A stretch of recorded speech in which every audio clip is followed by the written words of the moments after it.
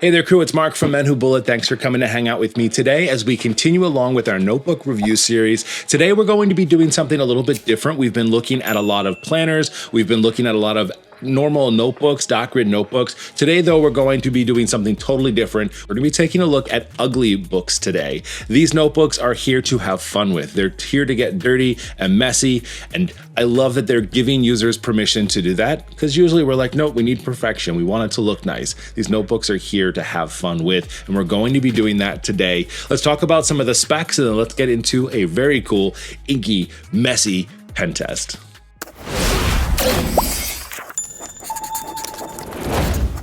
They're not ugly, they're very cool, they've got cool paper, they've got cool cover. What I love about these notebooks is their whole kind of brand, their whole vision, the whole thing that they're doing is all about beauty with no rules, creating with no boundaries, no limitations, no judgment. How nice is that to be able to not even have to think about it and just create? It's something we all want. And I love that these notebooks give you permission to do that. These notebooks come inside of a 3-pack. There's super durable recycled paper that you get. The covers of these are going to be 300 GSM. The whole idea with having a nice thick cover is they want you to create on top of these, and they're blank, so they want you to make your own covers and have some fun with the packaging. This really cool like Uglybooks packaging and like all of this text. It was a sticker that was on top of there, and it kind of got stuck to my notebook when I was taking it off, because I thought, well, I'm going to keep it on there because I actually really love the way that this looks. Inside of the notebooks, you're going to find a bunch of different colors. There are so many different variants of this, but the paper inside is 120 GSM. It is super durable. They welcome all types of marks inside of here. Uglybooks is going to have 2 different size notebooks that you can check out. These are going to be the number 1s, not just because they're cool, but they come inside of a 3-pack, $16. You get 48 pages, and as I mentioned, 120 GSM inner paper with 300 GSM outside paper. The size of this notebook is going to be 5.75 inches tall, 4 inches wide, and as I mentioned, really cool fun color options: s'mores, snake water, dahlia. Now, I didn't get these notebooks as a part of trying these out, but they also have a number 2, which is very similar, but a little bit longer. These also come in a 3-pack. They're going to be $30, and they are going to be 5.75 inches tall, so same as the number 1s, but these are going to be 8 inches wide. 48 pages and the same paper quality, 120 GSM inner paper with 300 GSM outer paper. It was super hard thinking about which of these notebooks I was going to use for the pen test because they're all super cool, but I thought I would go with this one here because it has some very cool colored paper on it. So let's go ahead and try out pens, let's try out ink, let's try out all kinds of the cool stuff. All right, we have not been this close up in a very long time, but we're dealing with pocket notebooks, so we don't have to be super zoomed out. Overall, loving these notebooks. I think they're so cool. I love the colors, I love the different options. I love that they really let you do what you want to do with your notebooks, right? Like having this 300 GSM cover, I can take on paint, you can put whatever you want on top of these, and then having 120 GSM paper inside is so adorable, and you can do whatever you want. And that's exactly what we're going to be doing today. I chose to go with this one because it has some fun color inside of it. You know, we don't get notebooks like this very often, so why not have some extra fun with it? I really don't see myself using these as a bullet journal personally. I see these as really cool sketchbooks. That's how I would use them. You could certainly write down notes in here and set up whatever you wanted, but I don't know that I would personally. But it's still important to know how well these things will hold up. I'm going to go ahead and just start using some of the pens and things like that we would normally use. And I think it's kind of not just, you know, how does that paper hold up? How does it write? All super smooth, but also curious on how much the color of the paper changes that feeling. Anytime we're working with things like craft paper or other stuff like that, it will often change kind of how your pens look. It can change how your watercolors and things like that work. Even writing just with like white on something like this can have a very different feeling to it. So we're just going to lay down a bunch of these pens real quick. What else can we do on here today? I feel like we want to try like a bunch of stuff. So I'm just going to do like a bunch of dots with these. I am actually curious, you know what? I want to find a Sharpie. I feel like of all the notebooks that we've reviewed so far, like this notebook could hold up the best against Sharpie. And I think that it would do okay. Let's go in with some of our other pens.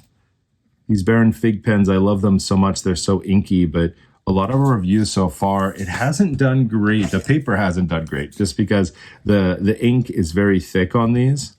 But even as you can see here, like where some of our like blue, for instance, it gives like a totally different feel when you're using something on top of like a colored paper like this. And I think that's so fun. It's what I love about it. It'll be the same thing with using some of these different brush pens. When you're mixing in like another color like that under that, you can do some really cool things with it. Like that has a totally different feeling to it than we would with some of our other ones. Like even that has a totally different feel to it than it would on regular white paper. Let's try the monoliners. This is another one, right? With like your highlighters, like usually that just is so very bright because it's like a cyan color. But when you're dealing with this color paper, it totally makes it feel different. It's interesting too because the paper is actually absorbing this differently than it does inside of a journal as well. Like it actually looks and feels more like a marker than it does a paint pen. So on that white paper, usually that kind of sits on top a bit differently. This one kind of soaked into the paper, which I think should be okay. All right, let's put some different watercolor swatches on here. I want to see how it reacts, first of all, to the watercolor and how the paper is, but also how the color of it is, right? That's like this really cool blue, but then on this paper, it's going to look totally different. And I even like the way that it's already drying differently as well. If this holds up, like this could be a really cool, just like watercolor sketchbook even, or using mixed medias inside of. I love the way the color of the paper plays around with things on here. Let's actually try some watercolor brush pens. We've been using these in our reviews, but I feel like I want to do like a bunch of different ones to see how they feel on this paper and how they dry and how those colors interact. That's the fun part of doing stuff like this, is trying different things. And if you're ever like, man, I'm in the mood for something different, hey, Uglybooks might be your deal. You can have a ton of fun with these and never fear pressure of like, oh, I got to make this look perfect, or that line's, or I messed up. All right, let's go ahead and try with some of our inks. We've done stuff with Celestial Blue. We've got Heavy Crude over here today. Maybe I'll take out some of the other ones too. Ugh, I love the way that looks. The Celestial Blue is usually a very bright blue, but on this paper, it's just absorbing different. It's looking different. It gives it a whole new life. I'm actually excited for this one, Black Ice. This is one that I haven't used a whole lot yet, but it's got this very cool, like dark blue, black color to it. But I wonder how it's gonna look on here. Ugh, look at that. I love the way the ink looks on this paper. All right, and then the last thing I said I wanted to try was going to be an actual Sharpie. I don't know if this paper, how well it's going to hold up to that. Usually a lot of the papers, even 160 GSM papers, don't do very well with Sharpies. But if this is made in a good way and really kind of be whatever you want it to be, it could be a fantastic option for Sharpies even. Okay, let's go ahead and turn our page and see how well everything worked. All right, so that's the Sharpie. So we definitely laid it down and it went through, didn't go onto your other page. So it didn't bleed through, but you can definitely see where it started to go through a little bit. And then what do we have up here that these look like that? That's interesting. I think that these were the Vision Elite that I tried over there. So you just got to be a little bit careful. The blue for the Baron Fig came through just a dot. I love those pens. I just think it's so funny because it's just something that I would never think like, oh man, this is going to be the pen that I have that's going to go through paper often or bleed through. It's just a good pen, but sometimes on different types of paper, it's just like, hi, I'm on the other side. It handled everything else beautifully. The watercolor is barely dimpled on top of here.